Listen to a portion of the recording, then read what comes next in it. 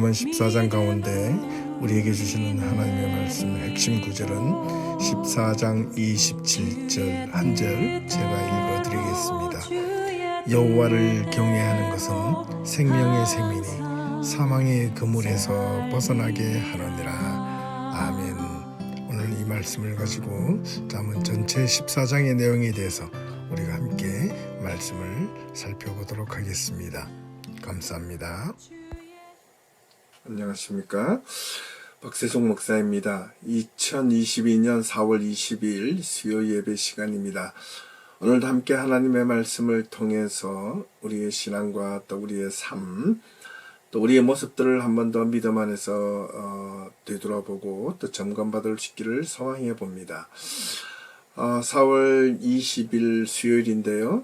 우리 지난주 수요일에는 고난주간으로 인해서 하나님의 말씀을 함께 나누어 보았습니다.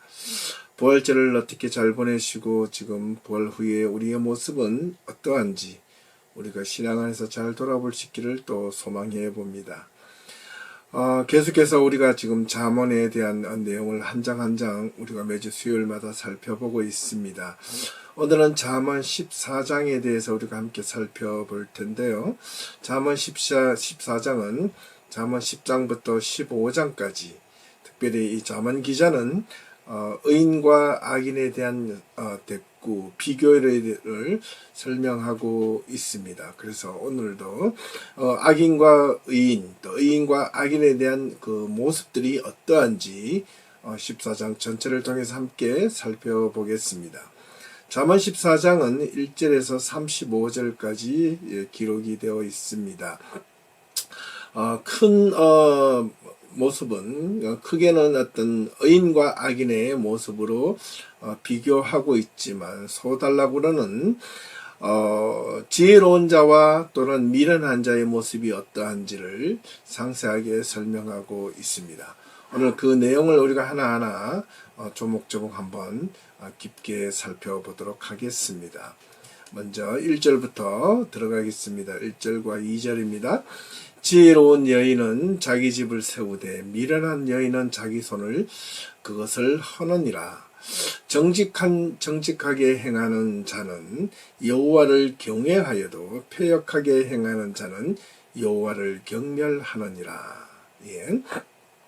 여기를 보면 지혜로운 자와 정직하게 행하는 자, 또 지혜로운 자와 미련한 여인, 그 다음 정직하게 행하는 자와 패역하게 행하는 자, 이렇게 항상 잠언에 보면 대부분 이렇게 비교, 대꾸절로 이어져 있다 하겠습니다. 지혜가 있는 아내 또는 지혜로운 여인은 어떻게 가정과 집을 세운다고 했습니다. 하지만 어리석은 여자는 남편과 자녀를 어떻게 소홀히 하고 또 왜 자신의 가정이 몰락해 가는지를 모르고 있는 여인이라 하겠습니다. 여자가 특별히 종교활동에 너무 몰두하여 그 가정을 무너뜨린 일 역시 있다 하겠습니다. 우리 한국 교회에서는 특별히 한국에 있을 때 이렇게 보면 특히 여성분들이 신앙생활에 아주 열심을 가지는 분들이 많아요. 특히 기독교 안에서도요. 자기 가정을 돌보지 않고 오직 교회에서만 열심을 내려고 하는 분들, 참 그것을 때로는 좀 이해하기 힘든 부분들이 있었습니다. 예전에는 몰랐는데 제가 목회자가 되고 또 교회를 중점적으로 중심으로 다루어서 함께 생각해 볼 때 과연 가정을 소홀히 하고 교회를 봉사하며 하나님을 헌신한다는 것이 그것이 과연 옳은 것인가를 한번 돌아보게 되었다는 겁니다. 중요합니다. 그렇다고 가정만 돌보고 교회를 소홀히 한다는 것은 그것 또한 옳지 않습니다. 어떻게 이 두 가지의 삶을 잘 조화롭게 믿음 안에서 잘 이루어갈 것인가는 특별히 아주 중요하다 하겠습니다. 사람의 품행은 여호와께 대한 그의 태도를 반영하는데요. 의인은 그가 알기에 하나님을 기쁘시게 할 것에 대한 인도를 받기를 소망하지만 패역한 자는 하나님이 어떻게 생각하시든 아무런 거기에는 관심이 없고 오로지 자기 열심 또 자기 행함에 대한 관심만 있다 하겠습니다. 우리는 이 부분을 분명하게 기억해야 하겠습니다. 3절과 4절입니다. 미련한 자는 교만하여 입으로 매를 자청하고 지혜로운 자의 입술은 자기를 보전하느니라. 소가 없으면 구유는 깨끗하려니와 소의 힘으로 얻는 것이 많으니라. 여기도 보면 미련한 자는 교만하여 입으로 매를 자처하고 지혜로운 자의 입술은 자기를 보전한다. 미련한 자는 교만해서 미련한 자가 교만하다? 우리가 미련한 자는 어리석죠. 근데 왜 교만하다고 표현을 했을까요? 어리석은 자의 입술에는 교만이라는 매가 달려있기 때문에 그렇다는 겁니다. 그 오만한 말로 매를 맞을 것이라는 겁니다. 미련한 자의 특성은요, 고집이 강합니다. 자기 주장이 옳거나 또 객관적이지 않고 오로지 주관적이고 자기 중심적 사고에서 드러나는 아주 이기적이고 아주 질투와 시기가 많은 자의 모습이라 하겠습니다. 그런 자가 바로 미련한 자의 모습입니다. 소가 없으면 구유가 깨끗이 보존될 수 있다. 소가 없으면 구유가 깨끗하려니와, 이 말은 소의 수고가 있었기 때문에 소의 어떤 열심 어린 노력이 있었기 때문에 풍성한 수확을 누릴 수 있다는 것 아니겠습니까? 소가 구유에서 보면 여러 가지로 이렇게 지저분하고 좀 더러운 면도 있지 않겠습니까? 그것은 오로지 소가 바깥에 나가서 열심히 일한 대가로 그것이 주어지는 것입니다. 소가 없으면 구유는 깨끗하죠. 예, 텅 비어 있습니다. 아무런 문제 없습니다. 하지만 그에 대한 수확이 없을 수 있다는 것을 이야기해 주고 있는 내용이라 하겠습니다. 수고의 대가가 다소 간에 불편함이 있어도 그것이 넉넉함으로 보상이 있다는 겁니다.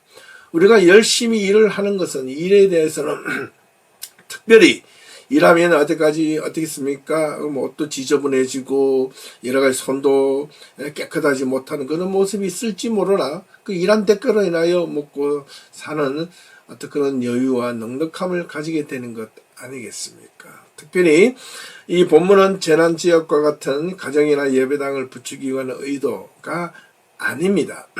다만 여러 가지 지나친 정돈과 청결의식에 대한 그런 경계에 대해서 설명을 하고자 하는 것입니다. 5절과 6절로 넘어갑니다. 신실한 증인은 거짓말을 아니하여도 거짓 증인은 거짓말을 뱉느니라. 거만한 자는 지혜를 구하여도 얻지 못하거니와 명철한 자는 자기 지식 얻기가 쉬우니라. 악한 양심을 갖고 이 땅에 머무는 것보다 선한 양심을 갖고 천국에 가는 것이 낫다라고 맥킨토시는 말한 바가 있습니다. 항상 온전히 진실하도록 얼마나 주의를 기울이는가에 따라서 우리는 우리 자신을 한번 내면을 살펴보아야 합니다. 신실한 증인, 가증하지 않고 거만하지 않고 그 다음에 정직한 증인은 거짓말을 하지 않는다. 당연한 것이죠. 예. 하지만 거짓 증인은 거짓말을 해뱉다. 왜 거짓 증인을 하겠습니까? 자기에게 유익이 되지 않을 때는 거짓 증언도 마다하지 않는다는 겁니다. 네. 6절에 보면 거만한 자는 지혜를 구하여도 얻지 못하거니와 명철한 자는 지식 얻기가 쉽다. 예, 참 좋습니다. 명철이 뭐라 그랬죠? 계속해서 반복해서 예, 분별력이라고 했습니다. 빛나 분별력이 없는 지혜는 아무리 그것을 구하려고 해도 지혜가 아니라는 것이죠. 예, 지혜와 명철은 항상 함께 한다고 계속해서 말씀드렸습니다. 거만한 자는 지혜를 구하고 싶어도 얻을 수 없다. 당연한 것이죠. 왜? 그 지혜는 거만한 자에게 주어지지 않기 때문에 그렇습니다. 7절과 8절 너는 미련한 자의 앞을 떠나라. 그 입술에 지식이 있음을 보지 못함이니라. 슬기로운 자의 지혜는 자기 길을 아는 것이라도 미련한 자의 어리석음은 속이는 것이니라. 참 당연한 말들을 계속해서 하고 있는데 왜 이렇게 당연한 말들이 우리 일상생활에서 올바르게 적용을 되지 못하고 있는 걸까요? 그건 분명 자기의 개인의 이해관계나 자기가 어떤 하나님에 대한 공의나 정의, 자기 자신의 정직과 진실함보다는 자기 삶에서 어떻게 해가 되고 득이 되는가 여기에 먼저 관심이 있기 때문은 아니겠습니까? 우리는 사람이 살다가 보면 거짓말을 하게 되고 또 이렇게 부정한 짓도 하게 되는 이유가 근데 그것을 하고 싶어서 하는 것이 아니라 자기 삶 속에서 이해관계가 분명하게 드러날 때, 그것이 탐욕으로 다가올 때 자기도 모르는 순간에 그것을 하게 된다는 겁니다. 그렇기 때문에 우리는 부단히 열심히 노력을 해야 될 텐데 어떻게 그런 것을 막도록 그것이 우리 가운데 우리 몸속에 우리 마음속에 들어오지 못하도록 우리가 철저하게 대비하고 경계해야 한다는 겁니다.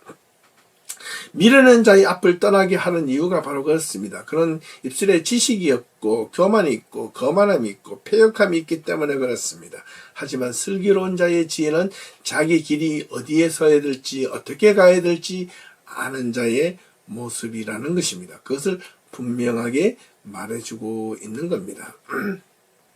9절과 10절 미련한 자는 죄를 심상히 여기도 정직한 자 중에는 은혜가 있느니라. 마음의 고통은 자기가 알고 마음의 즐거움은 타인이 참여하지 못하느니라. 미련한 자는 죄를 심상히 여기도 죄를 아주 어떻게 심상히 아주 비웃거리다 삐죽거리다 업신여기다 조롱하다는 뜻입니다. 미련한 자는 죄를 삐죽거리고 아주 업신여기고 조롱하게 여기지만 정직한 중에는 그 죄를 어떻게 분명하게 인식하고 하나님의 은혜를 간구하며 자기를 돌아볼 줄 안다는 겁니다. 마음의 고통은 자기가 알고 마음의 즐거움은 타인이 참여하지 못한다. 그렇죠. 한 사람이 다가오는 그 고통은 옆에 사람 제3자가 이해한다 해도 얼마나 이해하겠습니까? 간접적인 이해는 될지 몰라도 자신이 처해 있는 마음의 고통은 자신만이 알 수 있는 그 고통이라는 겁니다.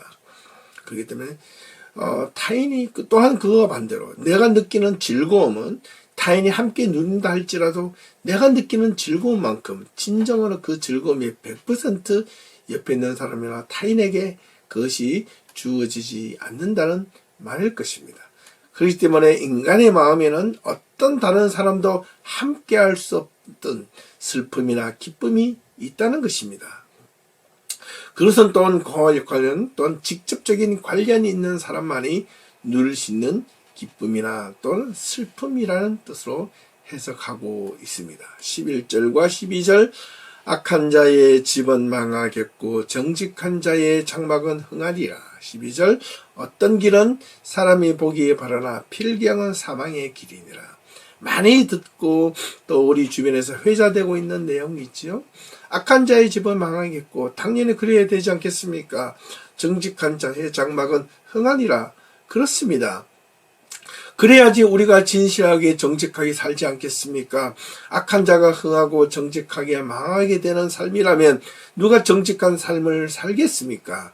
그러나 세상을 돌아보면 오히려 악한 자가 흥하고 정직한 자가 망하게 되는 것처럼 보여지는 세상. 그래서 사람들은 말을 합니다.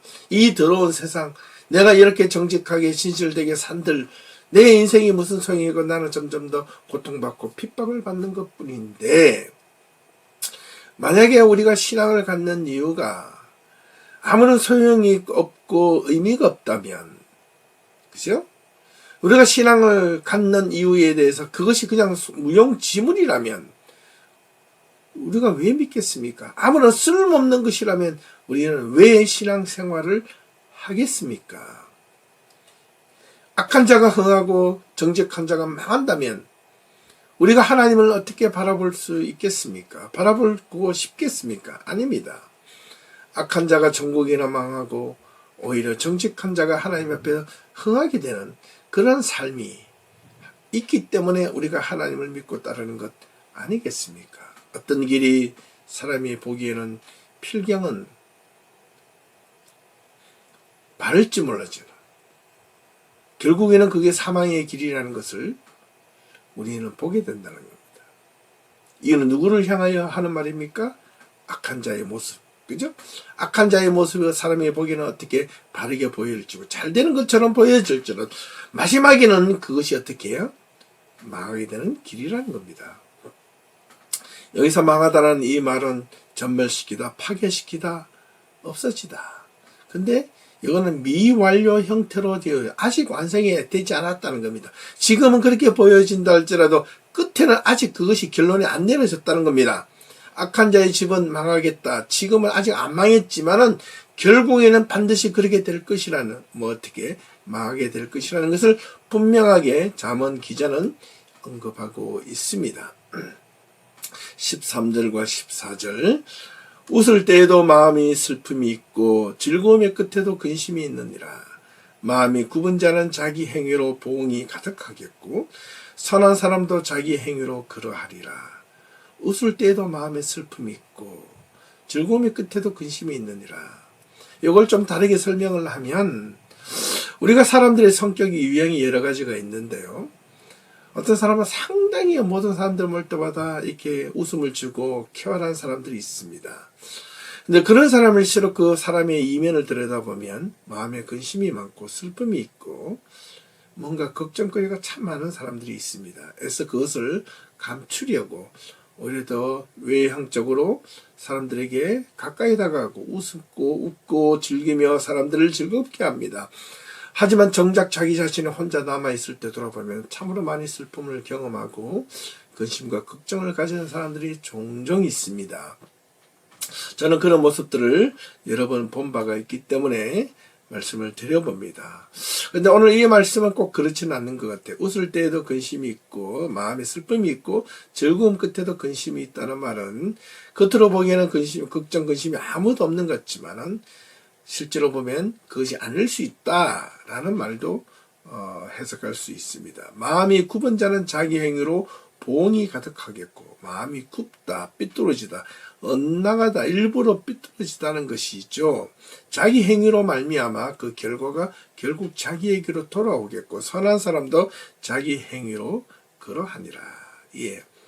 마음이 굽은 자나 선한 사람이나 결국 그것은 인과응보, 결국 자기에게 결론으로 다가올 것이라는 겁니다. 15절과 16절. 어리석은 자는 온갖 말을 믿으나 슬기로운 자는 자기의 행동을 삼가느니라. 지혜로운 자는 두려워하여 악을 당하나 어리석은 자는 방자하여 스스로 믿느니라.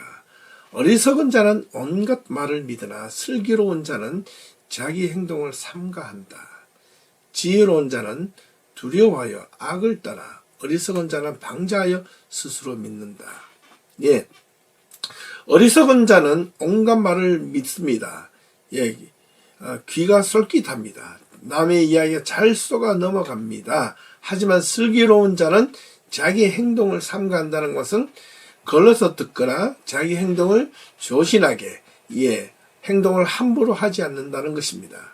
당연한 것이죠. 지혜로운 자는 두려워하여 악을 떠나나 어리석은 자는 방자하여 스스로 믿느니라. 예.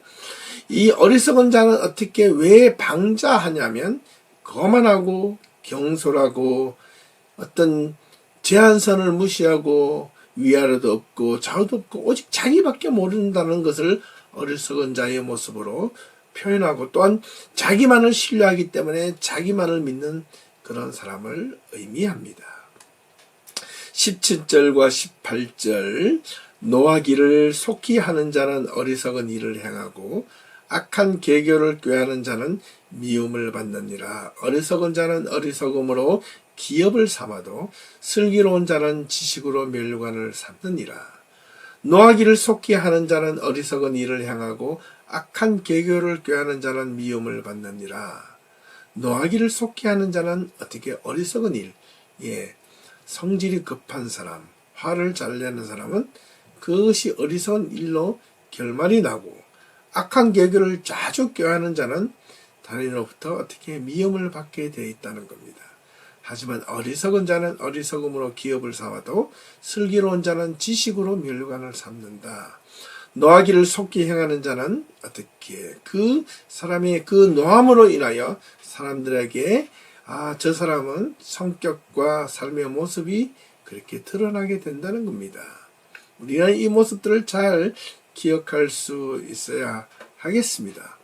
노하기를 속히 하는 사람들은 특별히 저주와 욕설과 가구를 부수고 씩씩거리고 행동을 함부로 하는 사람의 그 모습, 그로 인하여 결과를 나중에 또 후회하죠. 그런 모습들이 우리 속에는 종종 드러나 있습니다. 19절에서 20절. 악인은 선인 앞에 엎드리고 불의한 자는 의인의 문에 엎드리느니라.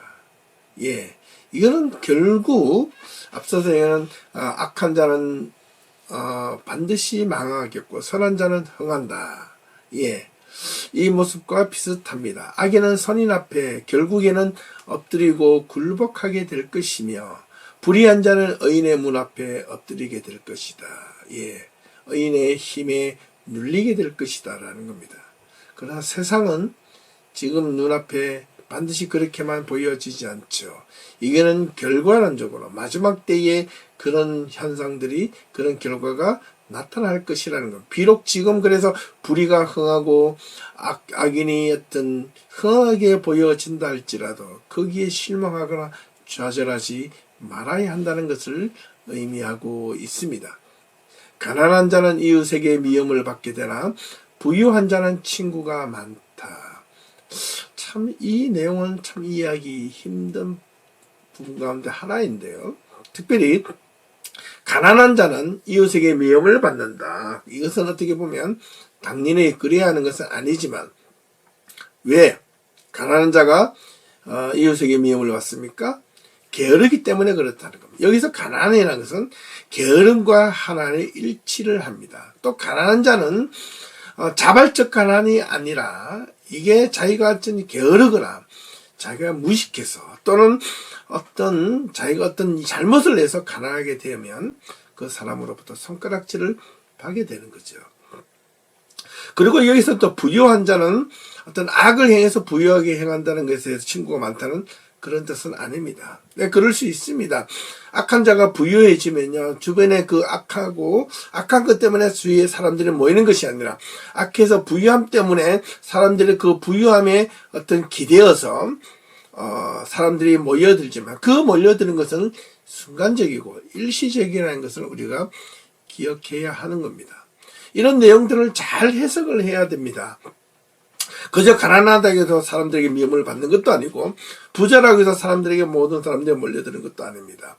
어떻게 가난이 왜 이웃에게 미움을 받는지, 왜 부유한 자가 친구들이 많아지고 주변의 사람들로부터 인정을 받는지 열심히 노력하기 때문에 아니겠습니까? 부정하게 노력하는 것이 아니라 정직하게 노력하여 얻는 것에 대한 부유함 말입니다. 기억하셔야 합니다. 21절과 22절 이웃을 업신여기는 자는 죄를 범하는 자요 빈곤한 자를 불쌍히 여기는 자는 복이 있는 자니라. 악을 도모하는 자는 잘못 가는 것이 아니냐.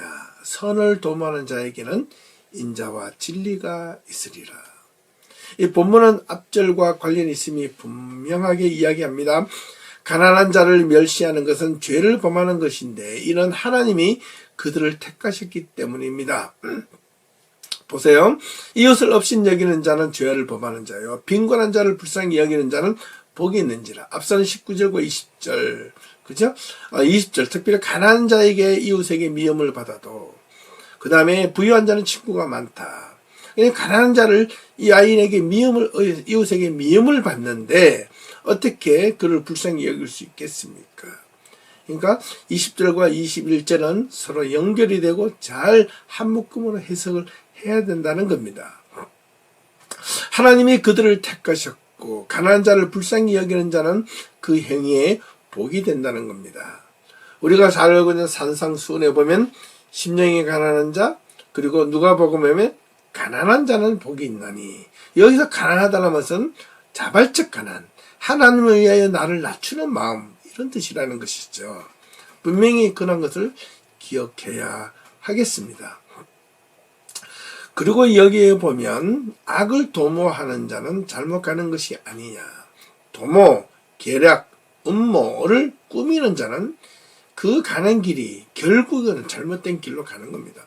사실은요, 악인도요, 악한 사람도 자기가 잘못한 것 알아요. 그걸 정당화시키는 것이죠. 그렇게 하면 안 되는 것 알아요.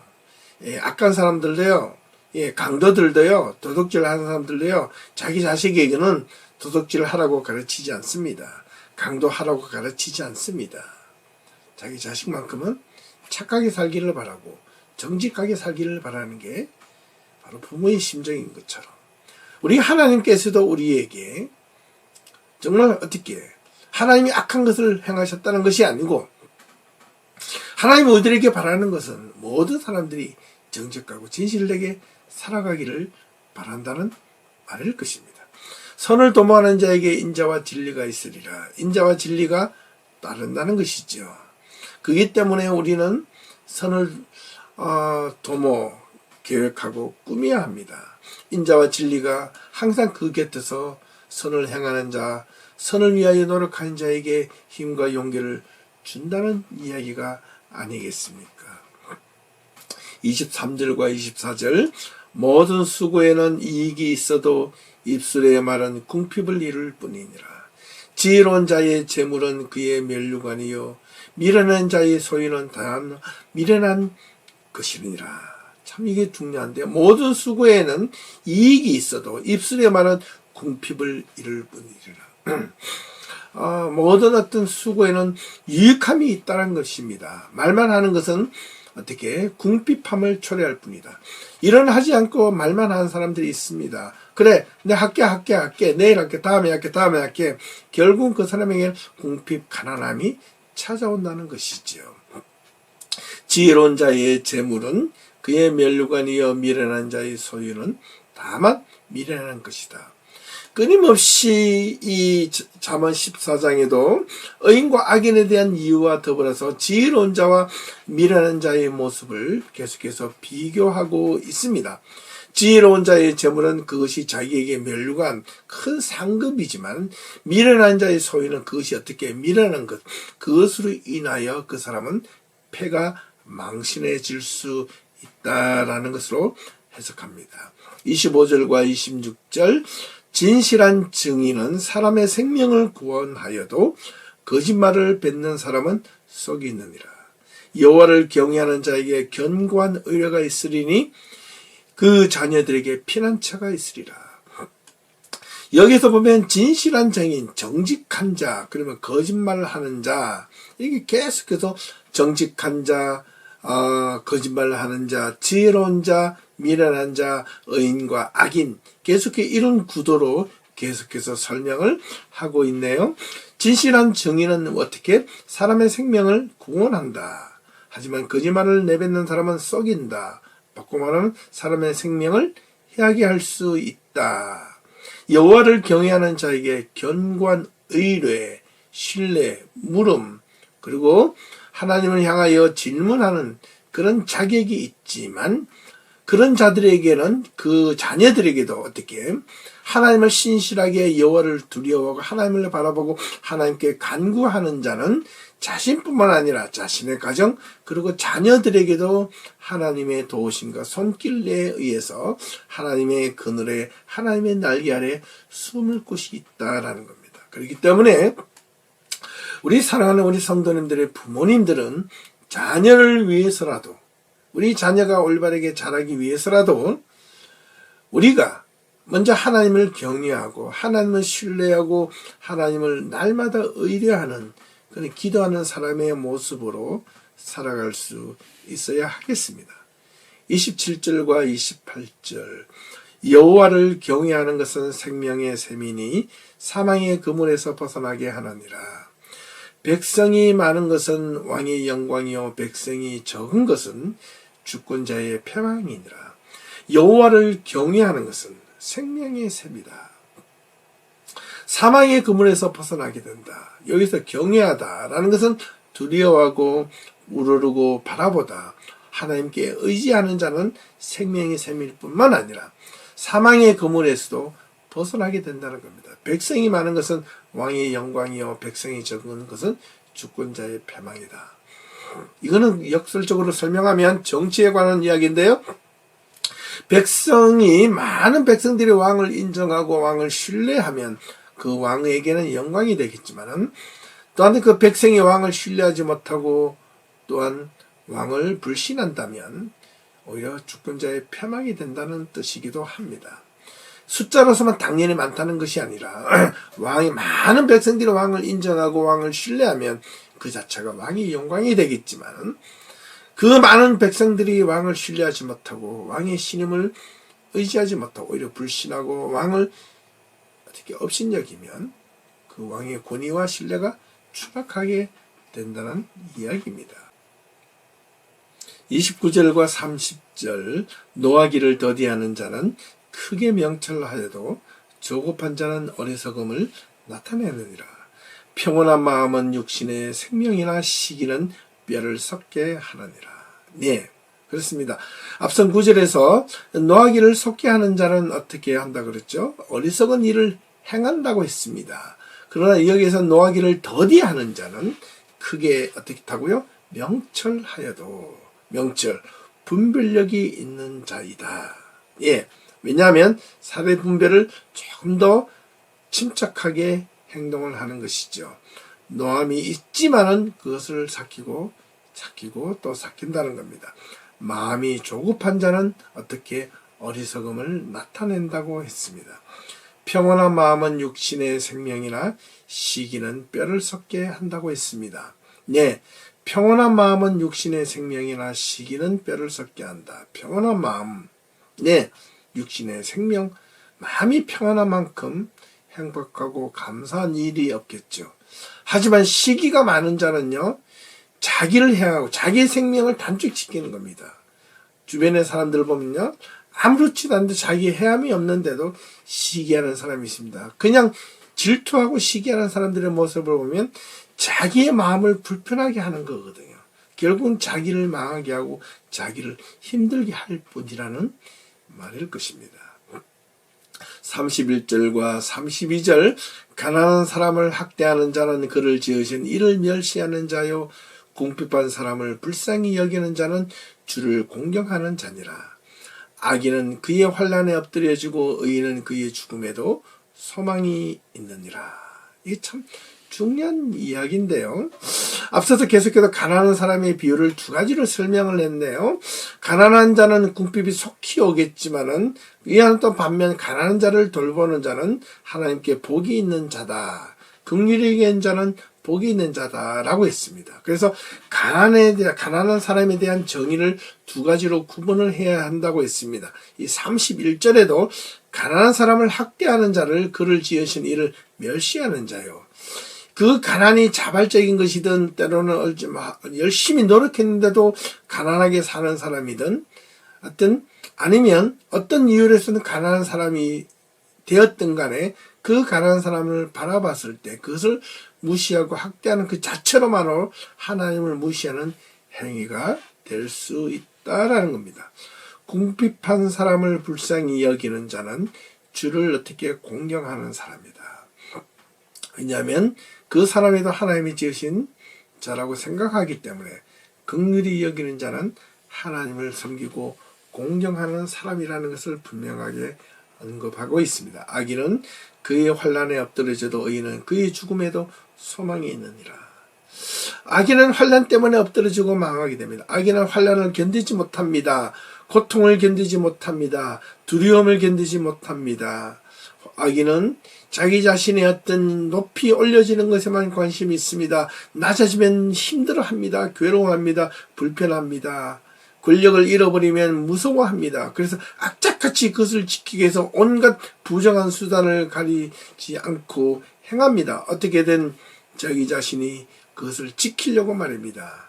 그러나 결국에는 그것이 다 무슨 소용이 있겠습니까? 마지막에는 다 잃어버리게 될 때 자신 앞에 다가오는 것은 환난밖에 없다는 겁니다. 그로 인하여 악인은 어떻게 엎드러지고 무너지고 망하게 될 것이라는 것이 성경의 진리가 아니겠습니까? 하지만 의인은 죽음의 자리로 들어갈지라도 거기서 죽음으로 그치는 것이 아니라 소망으로 되살아난다는 것을 분명하게 언급하고 있는 것입니다. 33절과 34절 지혜는 명철한 자의 마음에 머물거니와 미련한 자의 속에 있는 것을 나타내느니라. 공의는 나라를 영화롭게 하고 죄는 백성을 욕되게 하느니라. 참 요즘 정치인들이 많이 새겨들어야 할 내용이 되겠습니다. 지혜는 명철한 자의 마음에 머물거니와 미련한 자의 속에 있는 것은 나타나느니라. 예, 지혜가 명철한 자의 분별력 있는 자의 마음에는 그 마음속에 꼭 담아두고 있지만 어리석은 자는요 그것을 막 떠벌리고 다닌다는 겁니다. 그래서 다 빼앗기는 거예요. 그리고 공의는 나라를 영원롭게 하고, 공의, 정의, 공의로운 이 이야기만 하면 뭐합니까?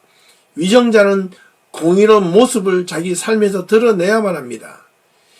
자기 입장에서 말하는 공의는 그것은 진정한 공의가 아니라는 겁니다. 죄는 백성을 욕되게 합니다. 어떻게 해요? 위정자의 죄가 백성을 욕되게 만든다는 겁니다. 이 점을 분명하게 기억을 하셔야 합니다. 더러운 속임수, 추문과 그 밖의 모든 형태의 불의는 나라의 불명의 명예가 된다는 것을 분명하게 가져오게 될 거라는 것을 기억해야 합니다. 마지막 35절, 슬기롭게 행하는 신하는 왕에게 은총을 입고 욕을 끼치는 신하는 그의 진노를 당하느니라. 이거는 뭐 두말할 것도 없지요.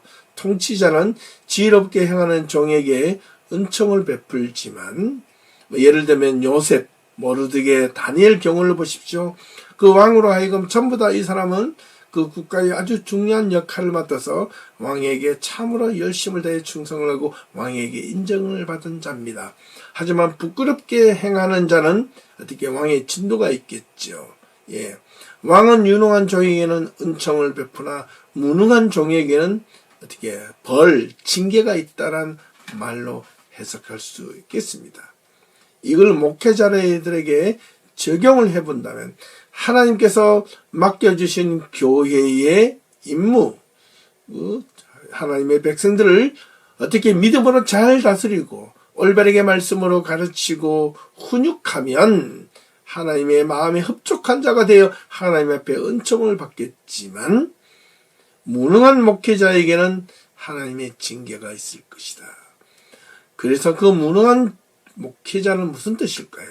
하나님의 말씀을 올바르게 가르치지 않는 자를 의미하는 겁니다. 하나님의 말씀을 바르게 전하지 않는 자를 의미하는 겁니다. 백성들의 마음을 그저 편안하게 해주는 것이 하나님의 마음에 흡족한 것이 아니라, 목회자는 하나님의 마음에, 하나님의 교회는 세상이 어떤다 할지라도 하나님의 기준과 하나님의 정의와 공의의 잣대로 아닌 것은 아니다, 백성이 잘못 가고 있을 때, 그릇된 길로 가고 있을 때, 죄의 길로 가고 있을 때 그 길로 가면 안 돼요, 가면 죽습니다라고 말할 수 있는 용기와 담대함이 있어야 합니다. 백성들은 그것을 보고 자기가 이익에 탐욕에 있어서 그 길을 잠시 갈 때 목회자가 그것을 눈 감아주거나 모른 체 한다면 죄의 길로 빠지게 만드는 것이지요. 하지만 그것은 아닌 때 아니라 하고 틀릴 땐 틀리라 할 수 있는 그런 담대함은 오로지 하나님의 말씀으로만 기준이 되어 그것을 선포해야 한다는 사실을 명심하고 기억해야 하겠습니다. 오늘 잠언 14장의 말씀을 통해서 우리가 잠시 살펴보았습니다. 사랑하는 성도 여러분, 이 잠언 14장에서 여러분의 마음속에 한 구절이라도 깊숙하게 새겨진 것이 있다면 그 말씀을 꼭 붙들고 남은 한 주 살아갈 수 있기를 간절히 소망해 봅니다. 저는 이 잠언 14장의 내용을 통해서 전체 줄거리를 간략하게 한 번 더 정리해 보자면, 하나님께서는 의인과 악인, 그리고 지혜로운 자와 어리석은 자, 미련한 자, 그리고 또한 정직한 자와 거짓말하는 자의 모습으로 이 잠언 14장 전체를 구성하고 이끌어가고 있습니다.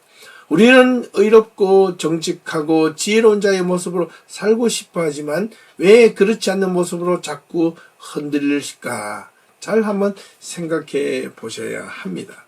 그 안에 기준, 하나님의 말씀에 대한 기준, 하나님의 말씀을 올바르게 중심이 되어 살아가겠다는 확신과 비전만 있다면 우리는 분명 의인의 모습으로, 지혜로운 자의 모습으로, 정직한 자의 모습으로 끊김없이 살아가게 될 것이라는 것은 분명합니다.